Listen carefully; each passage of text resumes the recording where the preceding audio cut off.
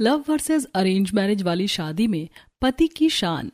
College की छुट्टी का समय होता है। पूरे कैंपस के बच्चे इधर उधर घूम रहे होते हैं। मुकुल अपनी बाइक के पास खड़ा शिल्पा का इंतजार कर रहा होता है। तभी शिल्पा अपनी किताबें हाथ में लेकर वहां आती है। अरे शिल्पा, आज घर चलो ना, मम्मी कई दिनों से तुम्हें बुला रही थी। अच्छा ठीक है, पहले मैं अपनी मम्मी को बता देती हूँ। शिल्पा अपना फोन निकालकर अपनी मम्मी को कॉल करती है। मुकुल वहीं खड़ा उसे देखता रहता है। मम्मी, मैं मुकुल के घर जा रही हूँ। ठीक है बेटा, चली जा, लेकिन टाइम से घर आ जाना। जी मम्मी। थोड़ी देर बाद दोनों बाइक से मुकुल के घर पहुंच जाते हैं। जैसे घर का गेट खुलता है, कमला देवी सोफे पर बैठी दिखाई देती हैं। शिल्पा को देखती ही उनके चेहरे पर खुशी आ जाती है। अरे मेरी बेटी शिल्पा, आ गई तू। पता है मैं तुझे कितना याद कर रही थी। आंटी जी, राघव मुझे बता रहा था कि आप कई दिनों से मुझे बुला रही हो। हाँ बेटा, आ बैठ यहाँ मेरे पास। तभी मोहन जी अखबार नीचे रखते हुए, अरे शिल्पा बेटी, कैसी है तू और पढ़ाई कैसी चल रही है? अंकल मैं तो सही हूँ, आप कैसे हो? दवाई टाइम पर ले रहे हो ना शुगर की? हाँ बेटा, मैं बिल्कुल ठीक हूँ। बेटा हमने तो सोच लिया तू ही हमारे घर की बहू बनेगी। यह सुनकर शिल्पा शर्मा जाती है और मुकुल इधर उधर देखने लगता है। अरे मम्मी, आप भी ना कैसी बातें करने लगती हो।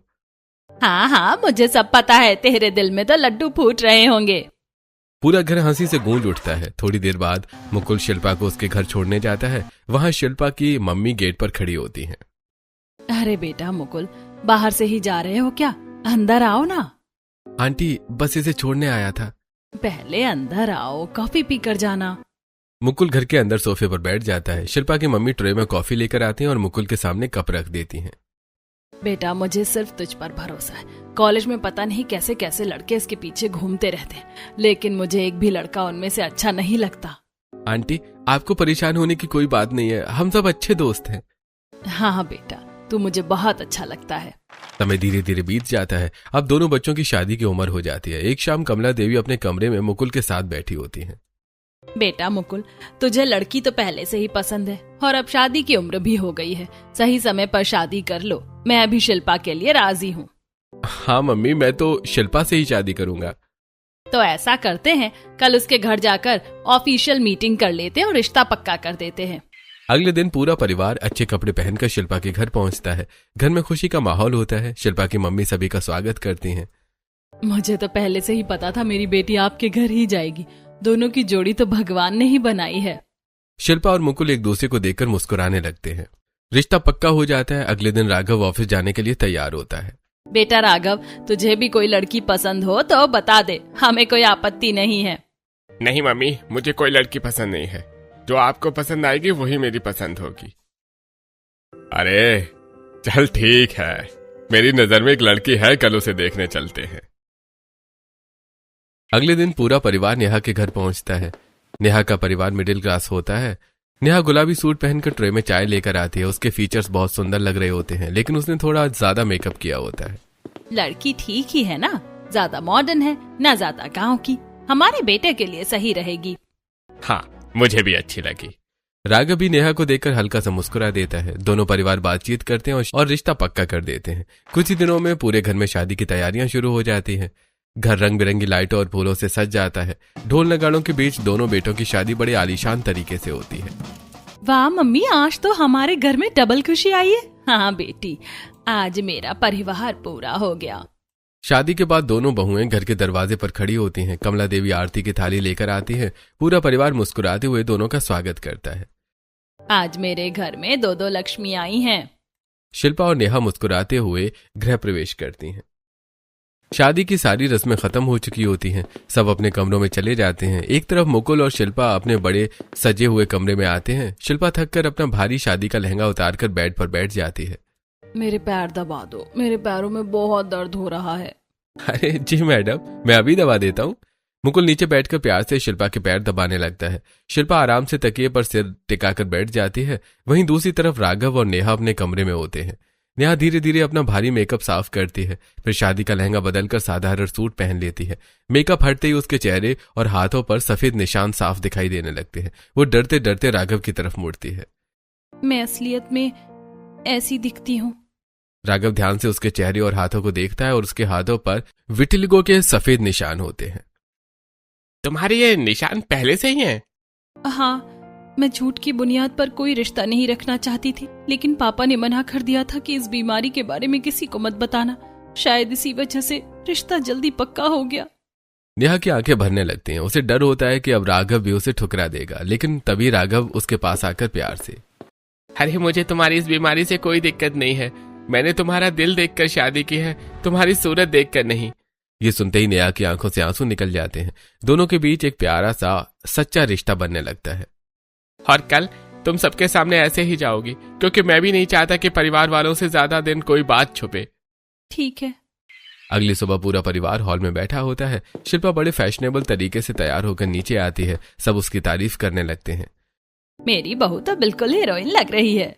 अरे मम्मी जी। तभी नेहा बिना मेकअप के साधारण साड़ी में नीचे आती है। उसके चेहरे और हाथों के सफेद निशान अब साफ दिखाई दे रहे होते हैं। जैसे ही सबकी नजर उस पर पड़ती है, पूरा हॉल शांत हो जाता है। ये क्या है? तुझे इतनी बड़ी बीमारी है और तूने शादी से पहले नहीं बताया? ये बात छुपाना गलत है बेटा। तूने और तेरे परिवार वालों ने हमारे साथ धोखा किया है। हमारा बेटा तेरे साथ फंस गया। नेहा डरकर सिर झुका लेती है। तभी शिल्पा ताना मारते हुए आगे बढ़ती है। हाँ मम्मी, ये कितनी बदसूरत लग रही है इस बीमारी के साथ, लेकिन अब जो हो गया सो हो गया। अब क्या कर सकते हैं? भाई, तू इससे अच्छी लड़की डिजर्व करता है। ये तेरे लायक बिल्कुल भी नहीं है। आज के जमाने में भी आप लोग ये सब सोचते हो? कैसी छोटी सोच है आपकी। कोई बात नहीं रिया, कम से कम एक बहू तो आपकी परफेक्ट है ना। तभी राघव आगे बढ़कर नेहा का हाथ पकड़ लेता है। मुझे नेहा का दिल पसंद आया था, ना कि उसकी शक्ल। और आइंदा से कोई मेरी बीवी की बेइज्जती न करे, वरना मुझसे बुरा कोई नहीं होगा। नेहा की आंखों में आंसू आ जाते हैं। पहली बार उसे लगता है कि कोई उसके साथ खड़ा है। भाई, उसका साथ देने की कोई जरूरत नहीं है। अभी भी समय है, डिवोर्स ले ले। समय बताएगा कि किसकी बीवी ज्यादा अच्छी है और किसकी नहीं। और मैं अब यह बहस और नहीं करना चाहता। क्या घर वाले कभी नेहा को अपना पाएंगे, या उनके मन में इसकी बीमारी को लेकर एक अलग ही नफरत बनी रहेगी? धीरे धीरे घर में फर्क साफ दिखाई देने लगता है। शिल्पा सबके सामने बहुत संस्कारी बनने का नाटक करती है। मम्मी जी, खाना बन गया है, खा लो। पापा जी, दवाई ले लो, लेट हो जाएगा तो शुगर बढ़ जाएगी। रिया, तुम थक गई होगी ना, मैं तुम्हारे लिए कॉफी बनाती हूँ। पूरा परिवार शिल्पा की तारीफ करता रहता है, लेकिन कमरे में जाते ही उसका असली रूप सामने आता है। सुनो, मेरे सर में बहुत दर्द हो रहा है, मेरे सर की मसाज कर दो। अरे तुम पागल हो क्या? मैं ऑफिस के लिए तैयार हो गया हूँ। अब तेल से मेरे कपड़े खराब करोगी क्या? बोला ना कर दो तो कर दो बस। अच्छा ठीक है, कर देता हूँ। वहीं दूसरी तरफ नेहा पूरे घर का काम करती रहती है। सुबह से रात तक उसकी चक्री बनी रहती है। नेहा, जा बाहर गार्डन धो दे, फिर घर में सबके लिए खाना बना दे और उसके बाद झाड़ू पोछा भी कर देना। जी मम्मी जी। नेहा धूप में गार्डन साफ कर रही थी। उसके हाथ लाल हो चुके होते हैं। वहीं अंदर शिल्पा आराम से सोफे पर बैठी फोन चला रही होती है। कमला उसके साथ कॉफी पी रही होती है। मेरी तो एक ही बहू है शिल्पा, कितनी सुंदर और संस्कारी है। फिर कमला देवी नेहा की तरफ घृणा से देखती हैं। ये बदसूरत मेरे घर की बहू नहीं हो सकती। नेहा ये सब सुनकर चुपचाप अपने आंसू पोंछ लेती है, लेकिन राघव दूर खड़ा सब देख रहा होता है और उसके चेहरे पर अपने परिवार की सोच को लेकर गुस्सा साफ दिखाई दे रहा होता है। अगले दिन सुबह को पूरा परिवार ड्राइंग रूम में बैठा चाय पी रहा होता है। कमला देवी खुशी खुशी शिल्पा को अपने पास बिठाई होती है, जबकि नेहा थोड़ी दूर चुपचाप बैठी होती है। बेटा, तुम लोग आए हो, तुम्हारी मुंह दिखाई तो होनी ही चाहिए। इससे अच्छा एक बड़ी वेलकम पार्टी कर लेते हैं। सच में मम्मी जी, मैं। हाँ बेटा, तू तो है ही इतनी प्यारी। फिर कमला देवी नेहा की तरफ देखती है और उनका चेहरा थोड़ा उतर जाता है। हाँ हाँ, तू भी तैयार हो जाना। वैसे तेरी खास जरूरत तो है नहीं, लेकिन लोगों को दिखाने के लिए करना ही पड़ेगा। नेहा चुपचाप सिर झुका लेती है। तभी राघव उसकी तरफ देखता है और उसे दुखी देखकर समझ जाता है। शाम के समय राघव अपने कमरे में आता है। उसके हाथ में एक सुंदर पैकिंग वाला बॉक्स होता है। नेहा, ये तुम्हारे लिए। मेरे लिए? नेहा बॉक्स खोलती है। अंदर सुंदर बहुत ट्रेडिशनल साड़ी होती है। पार्टी में तुम यही साड़ी पहनना, मैं तुम्हें इसी में देखना चाहता हूँ। ठीक है। वहीं दूसरी तरफ मुकुल भी अपने कमरे में शिल्पा को एक गिफ्ट देता है। ये ड्रेस तुम्हारे लिए मैंने ली है, प्लीज पार्टी में यही पहनना। शिल्पा बॉक्स खोलती है। अंदर सुंदर ट्रेडिशनल सूट होता है। जी, मैं ये कपड़े थोड़ी ना पहनूंगी। प्लीज यार, मुझे तुम्हें इन कपड़ों में देखना है। अच्छा ठीक है। रात को पार्टी शुरू हो जाती है। पूरा हॉल रोशनी और म्यूजिक से जगमगा रहा होता है। तभी सीढ़ियों से नेहा नीचे उतरती है। उसने राघव की दी हुई साड़ी पहनी होती है। सिंपल लुक में भी वो बहुत सुंदर लग रही थी। राघव अपनी पत्नी को देखकर मुस्कुराने लगता है। उसकी आंखों में गर्व साफ दिखाई दे रहा होता है। तभी दूसरी तरफ शिल्पा नीचे आती है। उसने ट्रेडिशनल ड्रेस की जगह छोटी शॉर्ट ड्रेस पहनी होती है। सब लोग उसे देखकर हैरान रह जाते हैं। मुकुल की मुस्कान धीरे धीरे गायब हो जाती है। अरे यार, मुझे पता था ये मेरी बात कभी नहीं सुनेगी। पार्टी में माइक पर दोनों भाइयों को अपनी पत्नियों के बारे में बोलने के लिए बुलाया जाता है। मेरी बीवी बहुत अच्छी है, मेरी हर बात मानती है, मेरी बहुत रिस्पेक्ट करती है। इतनी अच्छी है कि आज इसने मेरी दी हुई साड़ी ही पहनी है। सब लोग तालियां बजाने लगते हैं। नेहा हल्का सा शर्माकर मुस्कुराती है। अब माइक मुकुल पकड़ता है। मेरी बीवी सुनती क्या है, आज भी मैंने इसे एक ड्रेस गिफ्ट करी थी, लेकिन उसने वो नहीं पहनी, दूसरी पहन ली, क्योंकि हम दोनों तो पोलर अपार्ट हैं, ऑपोजिट अट्रैक्ट। मुकुल मजाक में बोलकर हंसने लगता है, लेकिन तभी शिल्पा गुस्से में वहां आती है। उसने हाई हील सैंडल पहन रखी होती है। तुम्हें क्या पता तुम्हारी बीवी कितनी स्टैंडर्ड वाली है। शिल्पा गुस्से में अपनी सैंडल उठाकर मुकुल के जूते पर जोर से मार देती है। पूरा हॉल एकदम शांत हो जाता है। लड़कों की लाइन लगी थी मेरे पीछे, लेकिन फिर भी मैंने तुम्हें चुना उन सब में से। वहां खड़ी औरतें एक दूसरे की तरफ देखने लगती हैं। अरे अभी तो आए हुए कुछ महीने भी नहीं हुए और पति पर ऐसे हुक्म चला रही है। बेचारे के सबके सामने बेइज्जती कर दी। अरे ऐसे ही होता, लव मैरिज वाली बहू है ना ये, साफ पता चल रहा है लव वाली कौन सी है और अरेंज मैरिज वाली कौन सी है। अरे स्नेहा को तो पूरा चेहरा सफेद सफेद हो रहा है। नेहा उनकी बातें सुन लेती है। उनकी आंखों में डर और शर्म साफ दिखाई देने लगती है। तभी राघव तुरंत उसका हाथ पकड़ लेता है। तुम्हें घबराने की कोई जरूरत नहीं है, मैं तुम्हारे साथ हूं, तुम्हारी हर इनसिक्योरिटी मेरी ताकत है। नेहा भावुक हो जाती है और राघव को देखने लगती है। धीरे धीरे समय बीतने लगता है। शिल्पा की डिमांड्स बढ़ती जा रही होती हैं। कभी वो डायमंड नेकलेस मांगती, कभी हजारों रुपए लेकर क्लबिंग चली जाती। मुकुल, मुझे नया डायमंड सेट चाहिए। शिल्पा, पिछले महीने ही तो लिया था। तो क्या हुआ, मेरी फ्रेंड्स रोज नया पहनती हैं। मुकुल चुपचाप उसे पैसे दे देता है। एक दिन शिल्पा अपने कमरे में सूटकेस पैक कर रही होती है। ये सब क्या है? Dubai trip. मेरी सारी दोस्त अपने पतियों के साथ जा रही हैं। तो मैं भी चलता हूं ना तुम्हारे साथ। शिल्पा अचानक उसका मजाक उड़ाते हुए हंसने लगती है। तुम रहने दो, अगर तुम जाओगे ना तो मेरी शान घट जाएगी। वैसे भी तुम्हें बाहर जाने की सोशल सेंस नहीं है। लेकिन जब सबके पति जा रहे हैं तो तुम अकेली क्या करोगी? मैं अपना जुगाड़ कर लूंगी।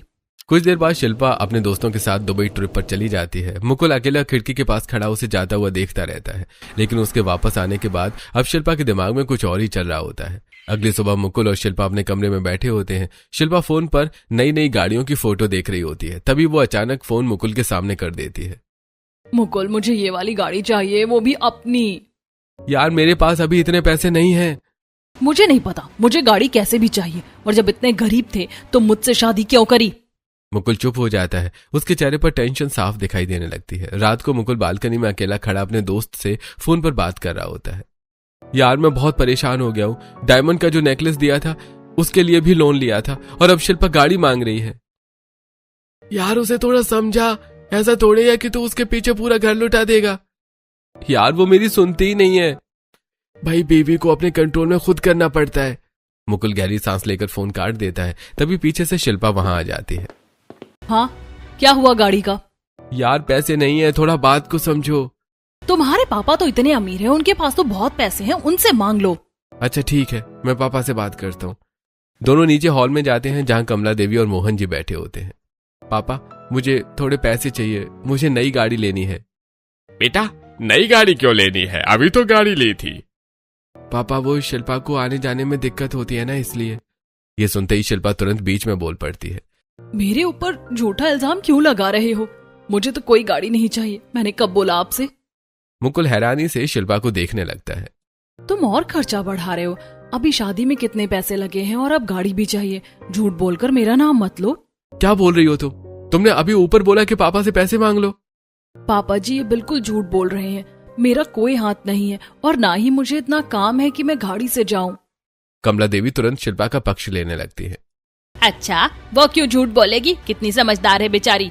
तुझे झूठ बोलकर पैसे लेने की क्या जरूरत थी? पैसे चाहिए थे तो साफ साफ मांग लेता। मम्मी, अब मैं क्या ही बोलूं? अब बोलोगे क्या? जब ऐसे झूठ बोलोगे तो सब यही कहेंगे। पूरे परिवार के सामने शिल्पा खुद को अच्छी और मुकुल को गलत साबित कर देती है। मुकुल शर्मिंदगी से सिर झुका लेता है। वहीं दूसरी तरफ राघव और नेहा अपने कमरे में बैठे होते हैं। राघव अलमारी से कुछ पैसे निकालकर नेहा की तरफ बढ़ाता है। लो यार, तुम भी कभी घूमने चली जाया करो। पूरा दिन घर में रहती हो, तुम्हारा मन नहीं करता कहीं घूम आओ, शॉपिंग कर लो? मुझे फिजूल खर्ची में बिल्कुल इंटरेस्ट नहीं है, और वैसे भी मुझे जो भी चाहिए होता है वो आप लाकर दे देते हो, इसीलिए मैं बेफालतू में पैसे खर्च नहीं करती। राघव खुश होकर दोनों हाथों से अपनी पत्नी की नजर उतारता है। अरे मेरी बीवी तो सर्वगुण संपन्न है, ना बेफालतू के पैसे खर्च करती है, ना मुझ पर किसी चीज का दबाव डालती है। मैं सच में बहुत लकी इंसान हूँ। हाँ बिल्कुल। अगले दिन ऑफिस में सभी लोग काम कर रहे होते हैं, तभी बॉस अपने केबिन में मीटिंग बुलाता है। राघव, मुकुल, मयंक और दीपक, आप चारों को गोवा जाना है। हमारे क्लाइंट ने वहां मीटिंग अरेंज करी है। जी सर। ऑफिस से छुट्टी होने के बाद सभी दोस्त कैब में बैठे होते हैं। यार गोवा तो जा रहे हैं, मीटिंग भी कर लेंगे और साथ साथ अपनी बीवियों को भी लेकर चलते हैं। हाँ भाई, एक छोटी सी ट्रिप हो जाएगी सबकी, बहुत मजा आएगा, हमारी बीवियां भी खुश हो जाएंगी। अगले दिन सभी लोग पैकिंग करके गोवा निकल पड़ते हैं। पहले चारों दोस्त मीटिंग अटेंड करते हैं, उसके बाद सब बीच वाले कपड़े पहनकर बीच पर पहुंच जाते हैं। समंदर की लहरों के बीच सब लोग खूब मस्ती कर रहे थे। राघव और नेहा एक दूसरे की फोटो खींच रहे होते हैं। दोनों पानी में खेल रहे होते हैं, फिर रेत पर हार्ट बनाकर उसके अंदर अपना नाम लिखते हैं। देखो कितना सुंदर लग रहा है। बिल्कुल हमारी जोड़ी की तरह। वहीं दूसरी तरफ शिल्पा मुकुल को अपने पीछे पीछे घुमा रही होती है। लाओ मेरी सनस्क्रीन दो, अब लिप ग्लॉस दो और मेरा पर्स संभालो। मुकुल चुपचाप उसका सारा सामान उठाए पीछे घूम रहा होता है। थोड़ी देर बाद दोनों बीच पर चटाई बिछाकर बैठ जाते हैं। मुकुल प्यार से शिल्पा के हाथों पर सनस्क्रीन लगा रहा था, तभी बाकी दोस्त उन्हें देखकर हंसने लगते हैं। अरे भाई, तू उसका पति है या डॉगी जो उसके पीछे पीछे घूम रहा है? अरे और ना ही कोई नौकर जो राजू भैया की तरह उसका पर्स लेकर घूम रहा है। मुकुल थोड़ा शर्मिंदा हो जाता है। अरे भाई, राघव और नेहा को देखो, कितने परफेक्ट कपल लग रहे हैं, इनसे कुछ सीखो। ये सुनते ही शिल्पा गुस्से में खड़ी हो जाती है। तुम्हें क्या मतलब है? मेरा पति है, मैं उससे कुछ भी करवाऊं, तुम्हें क्या करना है? दोनों दोस्त चुप हो जाते हैं। मुकुल सबके सामने शर्मिंदगी महसूस करने लगता है, उसका चेहरा उतर जाता है। कुछ दिनों बाद सब लोग ट्रिप खत्म करके वापस घर लौट आते हैं। अगले दिन शाम को पूरा घर शादी में जाने की तैयारी कर रहा होता है। कमला देवी खुशी खुशी तैयार होकर नीचे खड़ी होती हैं, तभी मुकुल और शिल्पा सीढ़ियों से नीचे आते हैं। बेटा, हमें आज रात एक पार्टी में जाना है, कजिन की शादी है, सबको साथ चलना है। ठीक है मम्मी। शिल्पा बिना कुछ बोले सीधे कमरे में चली जाती है। मुकुल भी उसके पीछे कमरे में आता है। मुझे कहीं नहीं जाना, अपनी मम्मी से जाकर मना कर दो। यार, अब मम्मी से क्या मना करूं, चलो ना, जब मम्मी बोल रही हैं। नहीं, मुझे नहीं जाना कहीं भी। प्लीज चलो ना। लेकिन शिल्पा फिर भी मना करती है। आखिर में मुकुल जबरदस्ती उसे शादी में लेकर चला जाता है। शादी में चारों तरफ रोशनी, म्यूजिक और खुशियों का माहौल होता है। सभी लोग हंसते बोलते डांस कर रहे होते हैं, लेकिन शिल्पा एक सोफे पर बैठी गुस्से में बड़बड़ा रही होती है। हर जगह मुझे जबरदस्ती लेकर चले जाते हैं, बिल्कुल दिमाग खराब कर रखा है।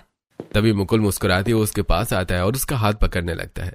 अरे यार चलो ना, सब लोग डांस कर रहे हैं, हम भी चलते हैं। मुकुल उसे लगातार डांस फ्लोर पर चलने के लिए बोल रहा होता है। वो पहले ही 3-4 बार कह चुका होता है, बस एक बार डांस कर लो ना। तभी अचानक शिल्पा गुस्से में खड़ी होती है और जोरदार थप्पड़ मुकुल के चेहरे पर मार देती है। पूरा हॉल एकदम शांत हो जाता है। सभी लोगों की नजर सिर्फ मुकुल और शिल्पा पर टिक जाती है। मुकुल हैरान होकर शिल्पा को देखता रहता है, फिर शर्म से अपना सिर झुका लेता है। शिल्पा गुस्से में वहां से चली जाती है। बेटा, इसकी हिम्मत कैसे हुई सबके सामने तुझे थप्पड़ मारने की? मेरा बेटा है, तू कोई गुलाम थोड़ी ना है। मम्मी, इतना हाइपर मत हो। उसे पहले से ही थोड़ा गुस्सा आ रहा था और वो पहले ही मना कर रही थी। उसके पीरियड्स हो रहे हैं, लेकिन मैं उसे जबरदस्ती लेकर आ गया। बेटा, फिर भी तेरी भी कोई इज्जत है। मम्मी बस शांत हो जाओ, फंक्शन अटेंड करो, वरना कोई बड़ा बखेड़ा खड़ा हो जाएगा। वहीं दूसरी तरफ डांस फ्लोर पर भीड़ जमा हो जाती है। राघव और नेहा कपल डांस कर रहे होते हैं। दोनों की केमिस्ट्री देखकर सब लोग खुश हो रहे होते हैं। डांस खत्म होने पर नेहा प्यार से झुककर राघव के पैर छू लेती है। मेरे पति मेरा पूरा यूनिवर्स है। यह देखकर राघव तुरंत नीचे झुकता है और नेहा के पैर छू लेता है। मेरी पूरी दुनिया भी तुम ही हो। पूरा हॉल तालियों की आवाज से गूंज उठता है। अरे वाह भाई भैया, राघव ने तो कमाल कर दिया भाई। अपनी बेबी के पैर छूकर इसने सारे स्टैंडर्ड्स तोड़ दिए। अरे अपनी बीवी के पैर छूने में कैसी बुराई, यही तो घर की लक्ष्मी होती है। आसपास खड़ी औरतें आपस में बातें करने लगती हैं।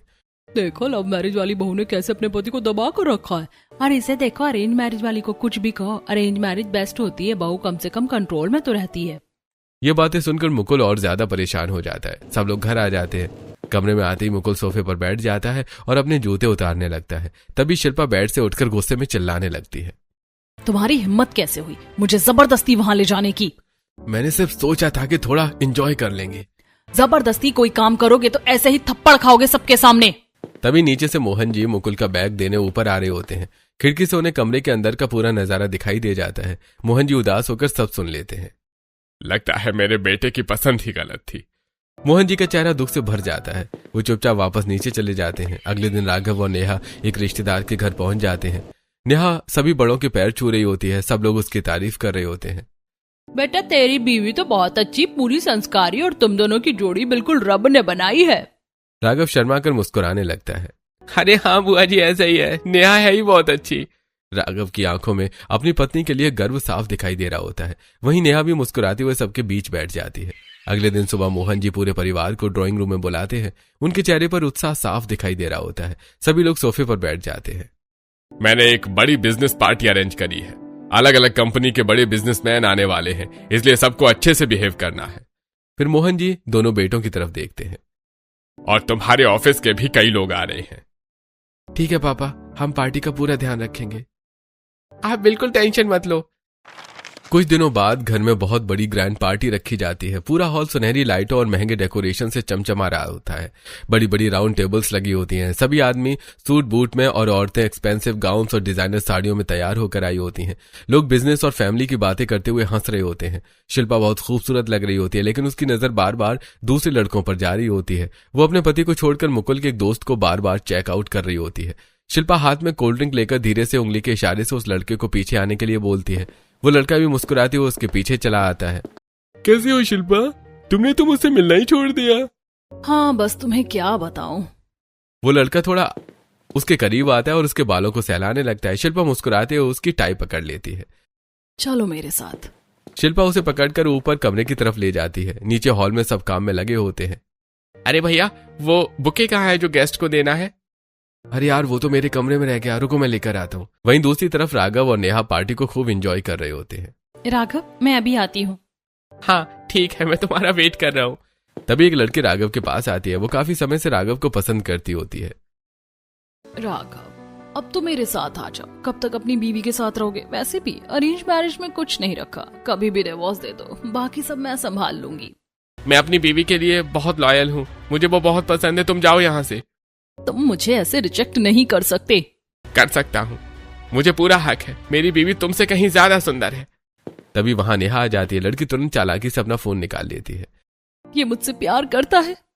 लड़की सबके सामने अपनी और राघव की फेक चैट खोलकर दिखाने लगती है। देखो, इसने मुझे कितने सारे मैसेजेस भेज रखे हैं।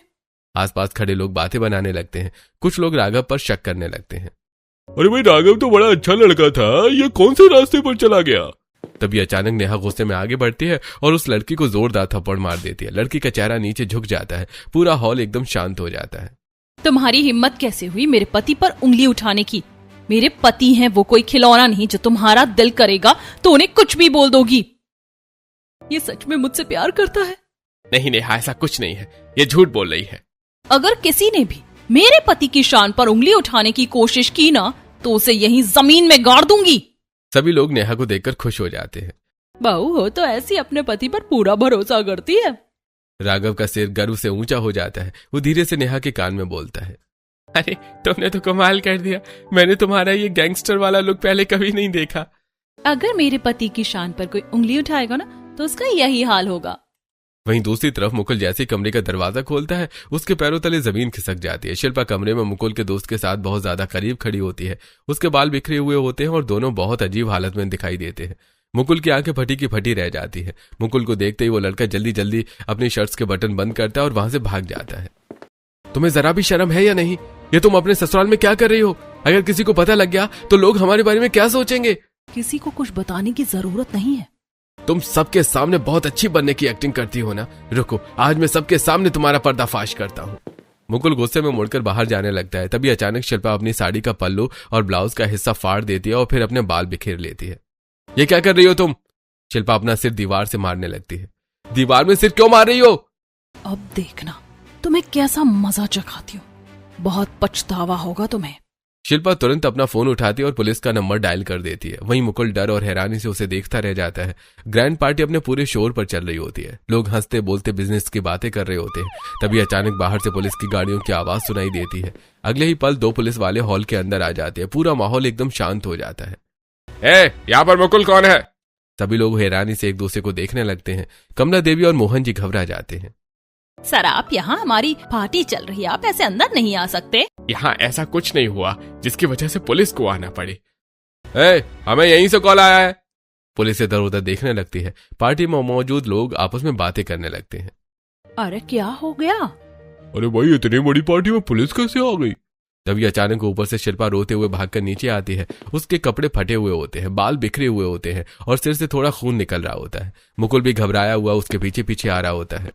सर मैंने ही फोन किया था, ये मुकुल और इसका पूरा परिवार मुझे मारता और दहेज के लिए टॉर्चर करता है।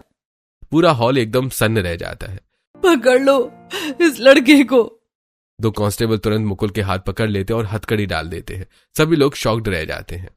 नहीं सर, ऐसा कुछ नहीं है, हम तो शिल्पा को पहले से जानते हैं, ये लोग बचपन से साथ रहे हैं। हाँ सर, हमने तो दहेज में 1 रुपया तक नहीं लिया।